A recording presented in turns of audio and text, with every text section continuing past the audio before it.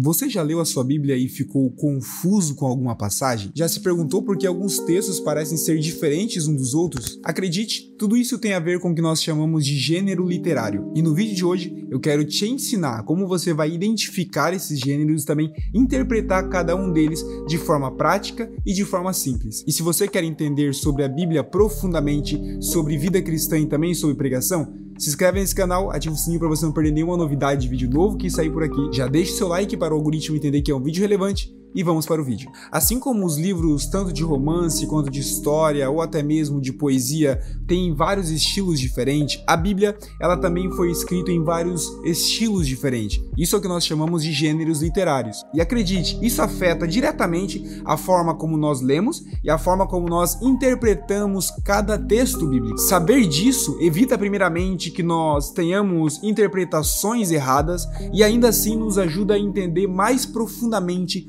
qual é o propósito de Deus na nossa vida e na vida da igreja. Mas eu quero falar para você sobre os principais gêneros literários que você vai encontrar na Bíblia cristã. E começando pelo mais famoso de todos, o gênero narrativo. Por exemplo, livros como Gênesis, livros como Atos dos Apóstolos, têm o gênero narrativo. Aqui nós estamos lidando simplesmente com fatos históricos, mas nós precisamos entender o contexto histórico e não transformar tudo que tem justamente nesses textos históricos como uma regra para o dia de hoje. Então, como eu posso interpretar esses textos da forma correta? Primeiro, eu tenho que focar tanto no contexto histórico quanto no contexto cultural. Eu preciso entender os costumes, eu preciso entender o cenário daquela época onde foi escrito para tentar chegar justamente no propósito do escritor. Depois, eu também tenho que seguir uma linha de raciocínio e identificar o propósito teológico tanto do escritor quanto de Deus ao inspirar esse escritor nesse livro. Eu tenho que buscar a mensagem sobre Deus, a mensagem sobre o seu plano e não apenas os fatos históricos e meramente ficar nele. E algo que eu tenho que tomar muito cuidado, principalmente com os gêneros narrativos, justamente focado na parte histórica e também cultural da época, é que nem tudo que está ali eu devo de realmente copiar e deve de ser imitado. Até porque alguns relatos, eles são descritivos e eles não são normativos. Ele está ali justamente para nos dar uma base geral para aquilo que irá ser revelado logo ali à frente, ou justamente para a gente entender o contexto daquele momento. Depois nós temos as leis. As leis como Levíticos, Deuteronômio, eles revelam os mandamentos de Deus que Deus entrega a Israel e que eles muitas vezes vão revelar para nós também princípios que são eternos, como a santidade de Deus. Agora, a interpretação ela deve ser feita de uma forma correta e de uma forma inteligente também. Primeiro, eu tenho que diferenciar o que é antiga, o que é nova aliança. Muitas das leis que nós encontramos ali, elas revelam o caráter de Deus e a sua santidade e podem sim ser aplicadas espiritualmente na nossa vida e na nossa vida de igreja. Mas eu tenho que tomar um cuidado quando eu for interpretar os livros da lei, é que eu não devo e não posso interpretar ela de forma isoladamente. Eu tenho que observar o propósito de Deus com esse pacto através de Israel e justamente buscar uma referência em outros textos, talvez, para que eu tenha uma base para os dias de hoje. Depois nós temos os gêneros que se encontram poesias e também sabedoria. Os livros que nós encontramos como referências são Salmos, Provérbios. Na sua grande maioria nós encontramos metáforas e nós devemos de ir para o texto buscar mensagens que algumas vezes são tanto emocionais como também são práticas, como o caso de Provérbios. Ou seja, nem tudo que nós encontramos ali são promessas literais que devem ser levadas ao pé da letra. Então, eu tenho que encontrar o significado simbólico do texto, essa é a palavra. Tanto é que nós encontramos, principalmente nos Salmos, várias e várias emoções, vários tons emocionais. Nós temos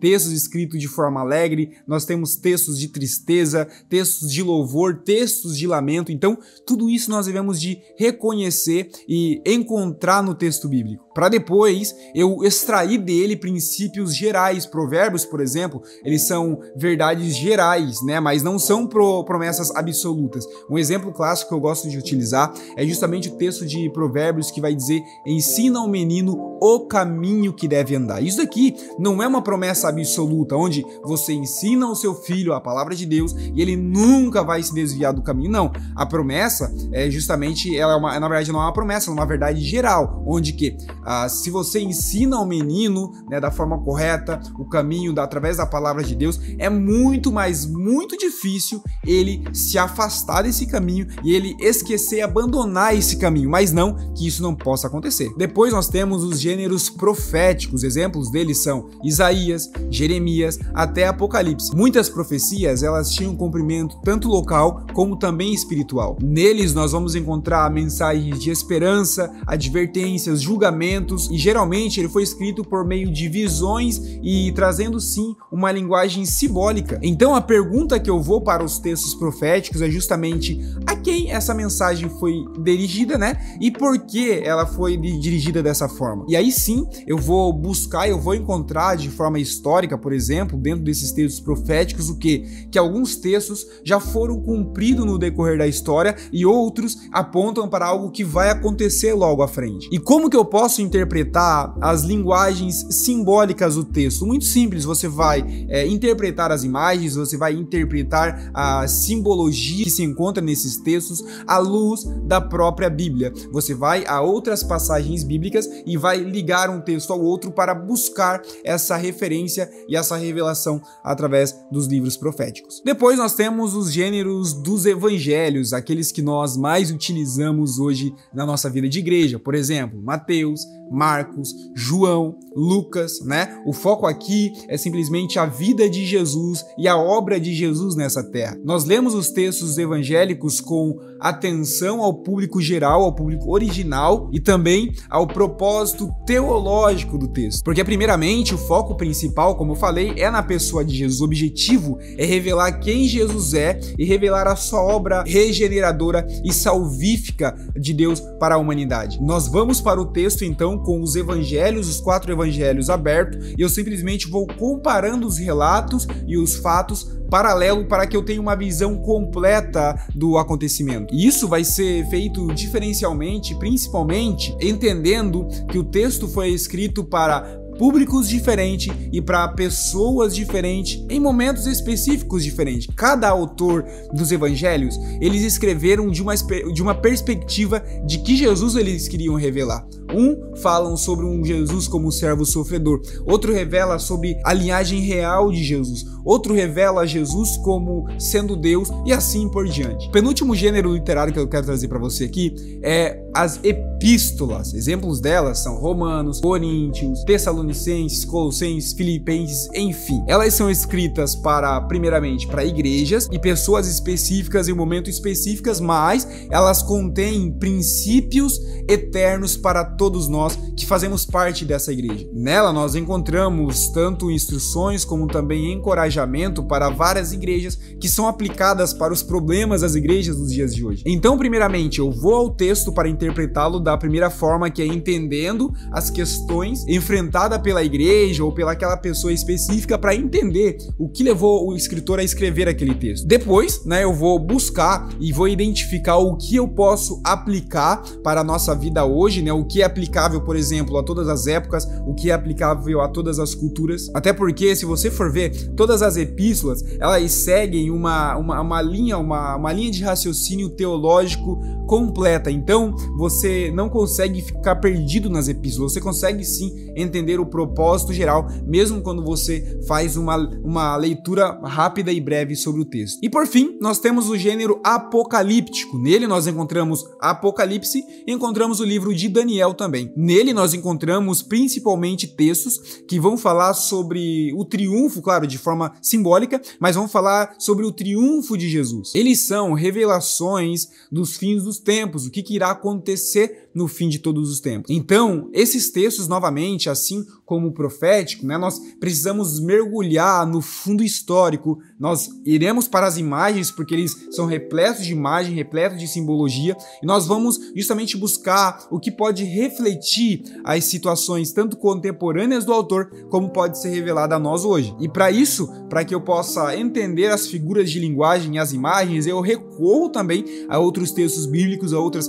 passagens bíblicas para me apoiar. E ao final, e muito cuidado com isso, evite ser como muitos homens e muitos pregadores e pastores, enfim, que fazem por aí, é o que? Evitar algumas especulações exageradas, exagerar o contexto, exagerar as imagens e não interpretá-los da forma correta. A mensagem principal desses livros é justamente eu demonstrar que Deus está no controle de todas as coisas e que independente quando e onde seja o final de todas elas, Deus, ele triunfará para todo sempre com a sua igreja. Essa é a mensagem principal do livro de Apocalipse e também do livro de Daniel. Essa é a nossa maior esperança, justamente relatado nesses livros. Então, algumas dicas práticas para você interpretar a Bíblia da forma correta. Primeiro, sempre leia o contexto histórico, como também o contexto cultural do texto que você está lendo. Depois, pergunte para esse texto o que isso está dizendo sobre Deus, o que isso está revelando sobre Jesus, o que isso tem a ver sobre o homem ou até mesmo sobre o plano da redenção. E, se possível,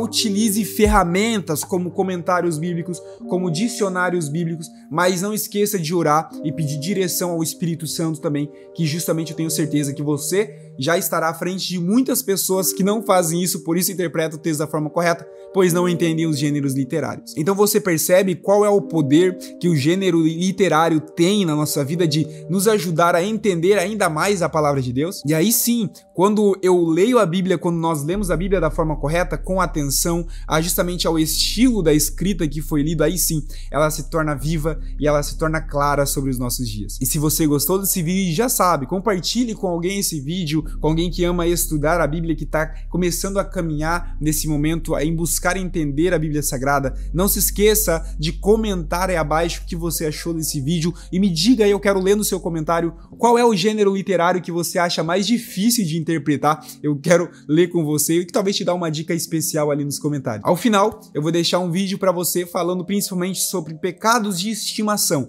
como eu posso identificá-los e como eu posso vencê-los. É isso mesmo. E se Jesus nos permitir, então, nos vemos assim então no próximo vídeo. Que Deus te abençoe.